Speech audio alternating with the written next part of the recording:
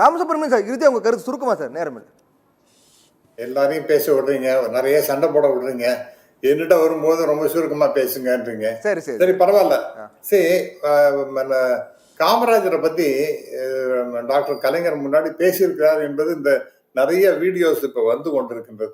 அதைத்தான் எடுத்து அது தேவையில்லாத. ஆனா ஒன்னே ஒன்று நான் சொல்றேன், காமராஜர் மாதிரி ஒரு டாலஸ்ட் ஃபிகரை பத்தி அவருடைய பிறந்த நாள் அன்னைக்கு இந்த விஷயத்தெல்லாம் எடுத்து நல்ல விஷயங்கள் இல்லாத போது அதெல்லாம் பத்தி பேசாமல் இந்த மாதிரி ஒரு விஷயத்தெல்லாம் பேசியது திரு சிவாவுக்கு அது அவருடைய ஸ்டேஜருக்கு அது சரியானதாக நான் பார்க்கவே இல்லை. அது வந்து தேவையில்லாத பேச்சு.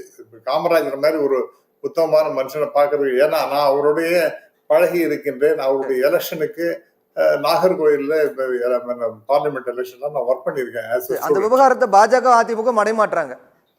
ஆமாமா, அத சார் அவர் பேசியிருக்கிறது உண்மைங்கிறது, டாக்டர் கலைஞர் பேசி இருக்கின்றார் அப்படிங்கிறது இப்ப வீடியோவே இருங்க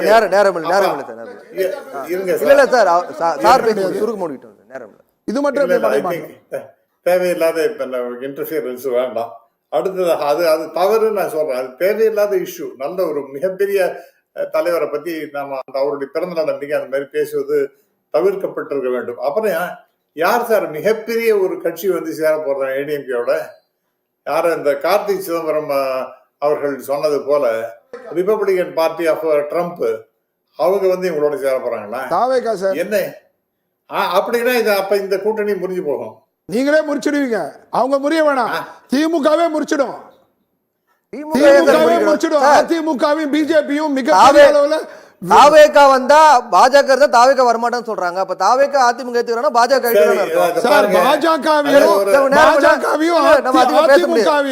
நிலைமை ஏற்படுத்தது திமுக. சுருக்கமா முடியுங்க சார். சார் ஒரு நாகரிகமே இல்லாம நாம பேசிட்டு இருக்கும்போது குறுக்கு விவாத மேடையில என்ன சார் நாகரிகம்? நாகரிகம் கிடையாது சார். உங்களுக்கு நாகரிகமே இல்லாம எல்லாத்துக்கும் எல்லாரும் பேசும்போது குறுக்க பேசுறீங்க.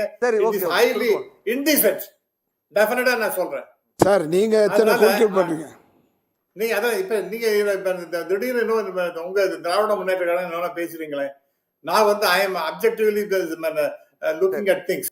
நீங்க என்ன இந்த மாதிரி எல்லாம் பேசுறதுங்கிறது ஒரு நாகரிகம் இல்லாத ஒரு பேச்சு. நீங்க திமுக சார்பு இல்லைன்னு சொல்றீங்க, ஆனா திமுக சார்பு இருக்கு சார் உங்க பேச்சுல. உங்க ப்ரோக்ராம் எல்லாம் நான் பார்ப்பேன். நான் உங்க பரம ரசிகன். பத்மநாபன் சார் நேரம் இல்லை. ரொம்ப நன்றி. எனவே அதனால இப்ப முன்னாடி நண்பர் இவர் பேசும்போது 75 இடத்துல ஜெயிச்சுட்டாங்க, டிஎம்கே தோக்கடிச்சாங்கன்னு. 180 இடத்துல அவங்க மேல ஜெயிச்சிருக்காங்க. ஆட்சிக்கு வந்தாச்சு, 75 இடத்துல இவங்க ஜெயிச்சிட்டாங்க அப்படின்னு சொல்லிட்டு சொன்னா அவங்கள தோக்கடிச்சாங்கன்னு சொன்னா இது சிரிக்கிற நகைப்பு. இன்னைக்கு நான் கேட்ட ஒரு ஜோக்கு, எக்ஸலண்ட் ஜோக்கு திரு வில்சன் அவர்கள் சொன்னதுதான். ஆகவே இந்த இன்னைக்கு இருக்கக்கூடிய நிலைமையில நாம பார்த்தோம் என்றால் டெஃபினட்டா மக்கள் சேவையை, மக்கள் அந்த அவங்களுடைய முக்கியமான திட்டங்கள் இதெல்லாம் வந்து மிகப்பெரிய அளவிற்கு போய் சேர்ந்து இருக்கின்றது. ஆகவே அதைத்தான் வே பண்ணவங்களை ஒழிய எலக்ட்ரிசிட்டி ஏறி போச்சு அப்படின்னா அதுக்கு காரணம் மறுபடியும் சொல்ல வேண்டிய ஏடிஎம்கே தான் அதுக்கு காரணம். அவங்க ஏதோ கையெழுத்து போட்டு விட்டு அதனால வருகிறது. இதெல்லாம் மக்கள்கிட்ட தெரியாதான்.